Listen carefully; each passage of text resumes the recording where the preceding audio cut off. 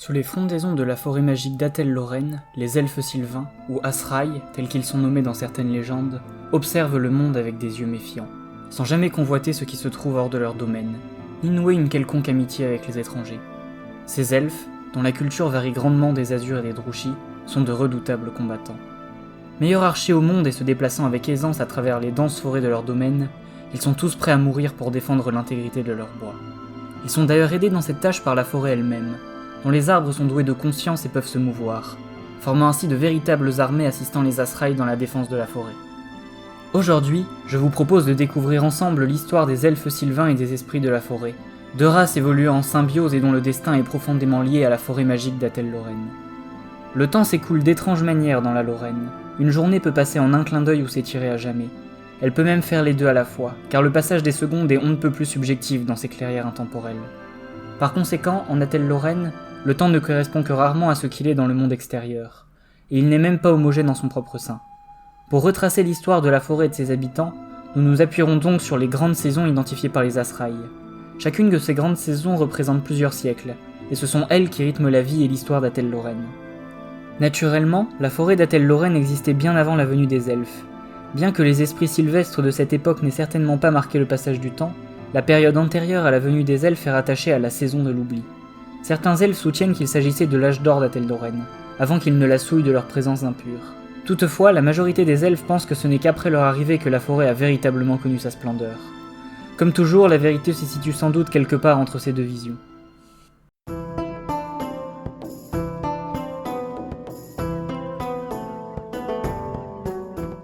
Il y a très longtemps, avant la venue du chaos, avant même l'avènement des elfes, une grande forêt avait pris racine dans le monde. Comme tant de choses en cette ère glorieuse, la forêt était l'œuvre des mystérieux anciens, qui avaient planté ses germes dans le cadre de leurs grandioses expériences. Il ne s'agissait pas d'une flore altérée par la magie, comme les jungles du sud le deviendraient un jour, mais une forme de vie sans aucun équivalent dans le reste du monde. Certes, il existait déjà des forêts auparavant, et il en existerait par la suite, mais elles semblaient bien pathétiques en comparaison, car leurs arbres n'étaient doués ni de parole ni de raison, et étaient incapables de se défendre contre ceux qui convoitaient leurs branchages pour se chauffer ou s'abriter. La forêt magique d'Atel Loren abritait en effet dès sa création des arbres doués de conscience, et capables de se mouvoir. Personne ne sait si cette particularité a été voulue par les anciens, ou si elle est le fruit d'une influence divine, ou de quoi que ce soit d'autre d'ailleurs. Quoi qu'il en soit, les esprits de la forêt prirent peu à peu conscience d'eux-mêmes, et des autres races grouillant à la surface de la terre comme des insectes. Tolérantes avec certaines d'entre elles, les arbres ressentaient de la haine pour celles qui ne voyaient dans le bois qu'une source de combustible. Des premiers bains de sang éclatèrent donc contre ceux voulant se servir des ressources de la forêt, ce qui marqua le début des légendes millénaires évoquant des arbres maléfiques. Durant ce temps, le chêne des âges qui se trouvait au cœur de la forêt avait étendu ses racines à travers le monde, créant un réseau de racines du monde que les esprits sylvestres pouvaient emprunter pour rejoindre des destinations lointaines. La grande forêt découvrit ainsi l'Averlorn, et rencontra les elfes d'Ultuan. Ces derniers, du fait de leur innocence et de leur émerveillement face à la nature de la grande forêt et de ses esprits, en devinrent on ne peut plus proches. Riches de cette affinité, les elfes pouvaient s'entretenir avec les esprits vénérables qui partageaient volontiers leurs secrets. L'un d'eux en particulier, Durtu, ou Cœur de Chêne comme les elfes le nommèrent, se prit d'affection pour les gens d'Averlorn et leur reine éternelle Astariel. Il leur apprit à modeler les arbres sans leur nuire, ainsi que d'autres secrets de ses semblables. Averlorn connut alors, pour une brève durée, un âge d'or si radieux qu'il éclipse tout ce qui s'ensuivit. Sous la garde conjointe des elfes et des esprits forestiers, les bois et les prairies débordaient de vie. De nombreux esprits quittèrent même la grande forêt pour le paradis d'Averlorn.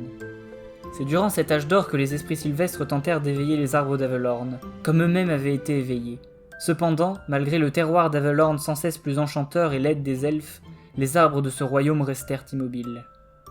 Malheureusement, la paix et la prospérité ne sont pas éternelles. En moins 5600, les portails des pôles s'effondrèrent, libérant des millions de démons sur le monde. Partout, les civilisations sombraient dans la démence. Ultuan souffrit tout particulièrement, car les hostes démoniaques appréciaient les âmes elfiques par-dessus tout. Heureusement pour les elfes, un grand héros du nom d'Aenarion, premier des rois phénix, se leva pour combattre les démons. C'est lui qui rallia les elfes pour contenir la marée démoniaque, et son exemple poussait son entourage à se montrer d'autant plus valeureux. Aenarion prit pour épouse la reine éternelle Astariel, et ils eurent deux enfants remarquables, Morélion et Ivren. Tandis que le roi Phénix se battait pour le salut d'Ultuan, la reine éternelle se retirait dans les bois sanctifiés d'Averlorn pour y élever ses enfants aussi loin que possible du conflit. Malheureusement, en ces temps reculés, aucune terre n'était à l'abri des démons, et un jour où Aenarion était absent, un immense host démoniaque envahit l'Averlorn et massacra les habitants.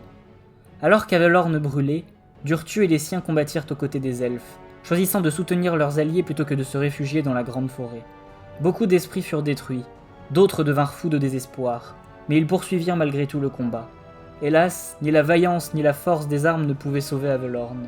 D'heure en heure, les elfes et les esprits furent repoussés vers le cœur de leur territoire, jusqu'à ce qu'il n'y ait plus de possibilité de retraite. Alors que ce jour funeste touchait à sa fin et que tout semblait perdu, Astariel supplia Durtu de sauver ses enfants. Durtu accepta sa requête, mais l'avertit que le prix à payer serait énorme. S'il sauvait la descendance de la reine éternelle, la grande forêt exigerait un jour que de nombreux elfes la servent et la protègent comme ils le firent pour les terres d'Averlorn.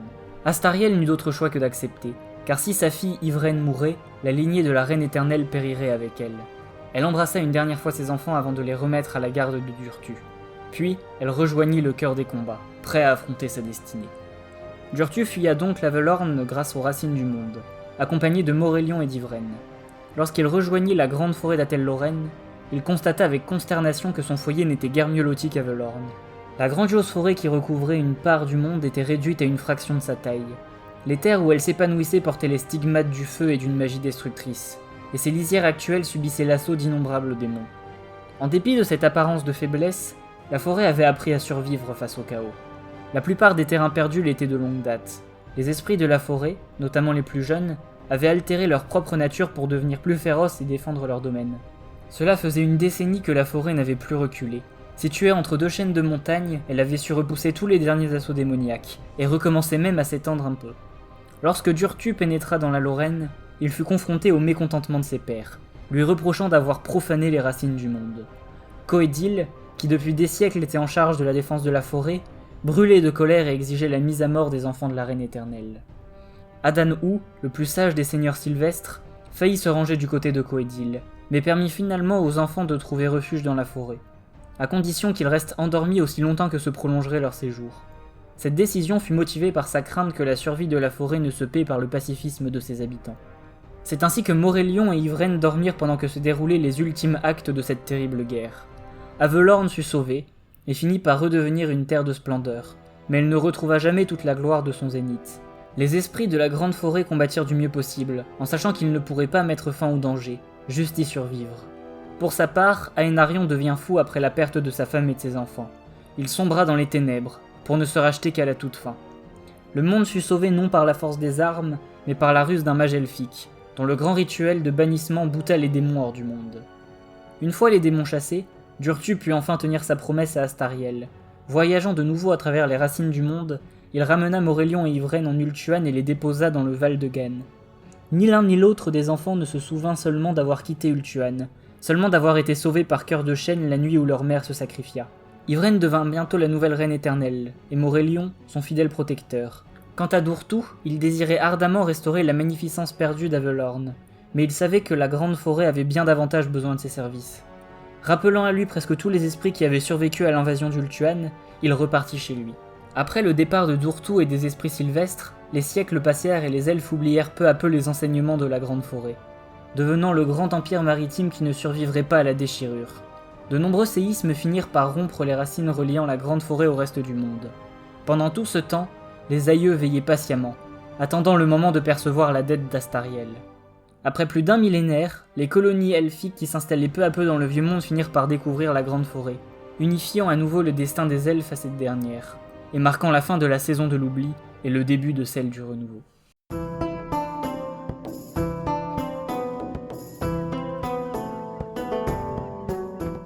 Alors que les elfes établissaient de plus en plus de colonies le long des littoraux de tous les continents, certains colons commençaient à s'aventurer plus loin dans les terres, mus par l'envie de découvrir des lieux inviolés depuis l'aube des temps.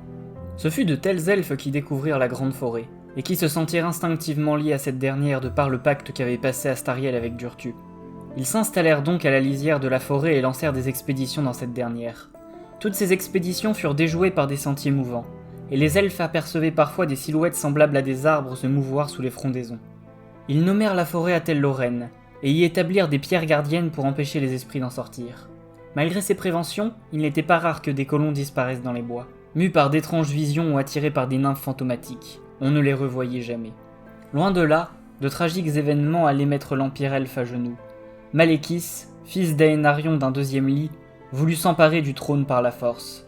S'ensuivit la déchirure, où les Azurs, elfes fidèles au trône, et les Druchis, elfes fidèles à Malekith, s'entre-déchirèrent dans de violents affrontements. Au final, Malékis et ses fidèles furent repoussés jusqu'à Nagaros, la terre du grand froid. Mais ils laissèrent l'Empire Elfe extrêmement affaibli. La paix qui s'ensuivit fut très brève, puisque l'arrogance des elfes les fit entrer en guerre contre le puissant Empire d'Awi. De nombreuses colonies furent entraînées dans les campagnes stériles, mais les elfes d'Atel Lorraine refusèrent d'y participer. La mort du roi phénix Calédor le Second marqua la fin de la guerre contre les Dawi, et son successeur, Caradriel, finit par demander à tous ses concitoyens d'outre-mer de quitter leur colonie pour rejoindre Ultuan. Les elfes d'Atel Lorraine furent les seuls à refuser, trop attachés à leur nouvelle terre. Ils se déclarèrent indépendants du trône du roi Phénix. Caradriel, qui avait des problèmes bien plus graves, ne s'opposa pas à cette décision. Le départ des elfes fut suivi par l'arrivée des nains, qui atteignirent l'Atel Lorraine avec les premières neiges hivernales. Pleins de rancune à l'encontre des elfes, les fils des montagnes décidèrent de se tailler des sentiers à travers la forêt pour rejoindre la colonie elfique. Cette brutalité entraîna la fureur de la forêt, mais les esprits avaient toujours été lents pendant la saison froide. Les dryades ne tardèrent pas à être abattus ou dispersés, et Durtu, le seul aïeul encore éveillé, fut bien près de tomber sous les haches naines. Constatant que la forêt ne pourrait vaincre seuls les nains, Durtu la fit se retirer devant les envahisseurs, ouvrant des sentiers qui les conduiraient à la colonie elfique. Se pensant eux-mêmes attaqués, les elfes s'en prirent aux nains en leur tirant des volées de flèches. Après avoir orienté la progression des nains, la forêt guida le pas des elfes. Ainsi, chaque fois que les nains se retournaient pour faire face à la menace, les elfes disparaissaient parmi les arbres, pour ressurgir quelques instants plus tard à des distances impossibles. Faute de pouvoir à vaincre un ennemi qui ne se laissait pas atteindre par le bon acier, les nains battirent en retraite. Suite à leur victoire, les elfes commencèrent à s'établir à l'intérieur d'Atel Lorraine, craignant bien plus la rancune des Dawi que les caprices de la forêt. Un conseil des anciens eut lieu pour savoir quoi faire des elfes. Alors qu'Adanhu souhaitait accueillir les elfes, qui les avaient sauvés des nains, Coëdil voulait massacrer tous ceux qu'il considérait comme des intrus. Cette fois-ci, Durtu ne prit pas part au débat.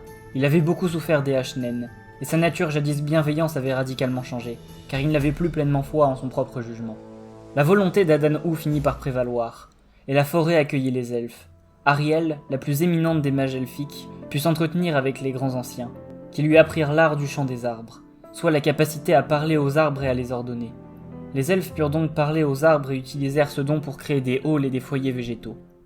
Ils traitaient la forêt avec la révérence qu'elle méritait, car ils voyaient dans ces cycles saisonniers l'essence de leur divinité ancestrale. Ils jugèrent de ne jamais rien prendre à la forêt sans le lui rendre sous forme de service ou de sacrifice. Quand les elfes avaient besoin de bois de chauffage pour survivre aux hivers glacials, ils se contentaient de branches mortes, et au printemps, ils prenaient soin des pousses et arbrisseaux. Quand les elfes chassaient les animaux de la forêt pour se nourrir et se vêtir, ils n'en gaspillaient rien, et rendaient grâce à Atel Lorraine par des cérémonies sanglantes. La culture des elfes évolua donc pour s'adapter à leur nouvel environnement. Durant ce temps, les dryades et les hommes arbres prenaient grand soin de ne jamais se montrer aux elfes, et les deux races évoluèrent en parallèle, partageant le même foyer mais ne se croisant quasi jamais. Quelques années après l'intégration des elfes, les nains repartirent à l'assaut d'Atel Lorraine. Cette fois, leur tronc était fort de dizaines de milliers de guerriers provenant de dizaines de forteresses. En apprenant cette menace, les dames et les seigneurs elfes sylvains tinrent un conseil au pied du chêne des âges. Et même les arbres de la clairière donnaient l'impression d'écouter ce qui se disait. C'est là qu'Ariel se sentit attiré par le seigneur Orion. Il était le plus brave et le plus beau de son peuple, tout comme Ariel était la plus sage et la plus belle.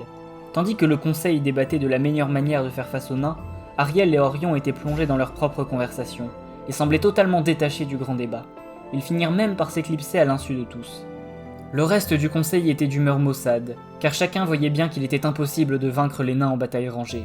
Pire encore, les voyants avaient perçu une autre menace. Une vaste horde de peaux vertes s'apprêtait à lancer sa propre attaque d'ici quelques jours. C'est en ces heures désespérées qu'Adanhu choisit de se révéler aux Azraï. Il promit l'assistance des esprits de la forêt pour peu que la bataille ait lieu avant la venue de l'hiver, avertissant cependant les elfes qu'une telle aide exigerait un grand sacrifice. Les elfes acceptèrent avec enthousiasme, n'ayant de toute manière pas le choix. Ils se rendirent compte peu après de la disparition d'Ariel et d'Orion, mais toutes les recherches pour retrouver les deux elfes furent vaines, et ils durent se résoudre à oublier les deux amants égarés. Le lendemain, le grand toast d'Atel Lorraine affronta les nains. Comme Adanhu l'avait promis, les Azraï ne se battirent pas seuls. Les hommes arbres colossaux marchaient parmi les lignes elfiques, et des myriades de dryades grouillaient sur les flancs. Le puissant Durtu mena la charge, véritable force de la nature, avide de se venger de tout ce qui l'avait meurtri. Face à un tel host, les nains n'avaient guère d'espoir. Bien qu'ils résistassent avec toute la ténacité de leur race, ils finirent par rompre les rangs et fuir en laissant de nombreux morts. La victoire contre les nains fut marquée par le début de l'hiver et l'hibernation des esprits de la forêt. Malheureusement, la menace que faisait peser la Wag peau verte sur Atel Loren n'avait pas encore été éliminée. Les peaux vertes commencèrent à envahir la forêt. Ils allumèrent de grands brassiers pour se réchauffer et couper les arbres pour se tailler des lances. Les Azraï combattirent de toute leur force, mais les peaux vertes étaient trop nombreux, et les esprits de la forêt trop ralentis par le froid de l'hiver. Atel Loren cédait peu à peu face aux envahisseurs, et les Azraï furent bientôt repoussés jusqu'aux chaînes des âges, où ils se préparèrent à livrer leur dernière bataille. Quelques minutes seulement avant que les peaux vertes ne se ruent sur les elfes, l'avatar de Kurnous, le dieu de la chasse, apparut. Suivi par une meute de chiens, il sonna son corps et se rua sur les peaux vertes. Avec lui arriva le printemps, et une nuée de dryades totalement éveillées et prêtes à en découdre avec les peaux vertes. Cette apparition divine raviva le courage des Azraï, qui se précipitèrent à la suite de leur dieu dans la bataille. Le massacre qui s'ensuivit ne laissa aucun peau verte en vie. Suite à la bataille, les Azraï épuisés allèrent rendre hommage aux chaînes des âges. C'est là qu'ils découvrirent Ariel et Orion, trônant en tant qu'avatar d'Isha, la déesse mère, et de Kurnous, le chasseur. On convoqua en hâte un grand conseil, et l'ensemble des dames et seigneurs s'agenouillèrent devant Ariel et Orion, désormais et à jamais souverains de la forêt. De nombreux elfes, le cœur encore vibrant du son de la chasse, accueillirent volontiers en eux-mêmes une part des pouvoirs divins d'Orion. Ils devinrent ainsi les premiers cavaliers sauvages, les écuyers dont le service et les rituels entretiennent l'esprit du chasseur. À la suite de la bataille, Atel Loren était hors de danger, et les Azraï, avec à leur tête Ariel et Orion, étaient plus liés que jamais à la grande forêt. Les jours passèrent, puis les mois. Le printemps laissa sa place à l'été, puis à l'automne. Là où Ariel restait aussi puissante que le premier jour de l'année, on se rendit compte que la force et la colère d'Orion diminuaient au cours de l'année. À l'arrivée des premières neiges, Orion organisa un rituel au cœur duquel il se fit immoler, et ses cendres furent placées dans le chêne des âges. Les Azraï pleurèrent la mort de leur roi, car ils ne comprenaient pas ce qui se passait.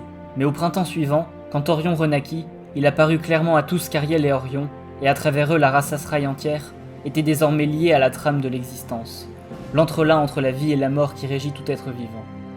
L'existence en Atel Loren continua ainsi pendant des années. Chaque printemps, Orion renaissait pour se sacrifier l'hiver venu. Au fil des siècles, Ariel apprit à maîtriser les pouvoirs de la trame, et elle guérit patiemment les blessures dont la forêt avait souffert. Tout cela apportait une réelle satisfaction à Hadanhu et à ses pairs. Sous la garde des Azraï, la forêt prospérait et ses aspects les plus sauvages demeuraient cantonnés à des proportions tolérables. Cette existence paisible menée par les Azraï dura des siècles, mais finira par laisser place au chaos, en même temps que la saison du renouveau laissa sa place à la saison du flétrissement. Nous verrons cette saison, ainsi que la suite de l'histoire des Azraï et de la Lorraine dans la prochaine vidéo de l'histoire des Azraï expliquée par les cartes. Attendant, c'est déjà la fin de cette vidéo.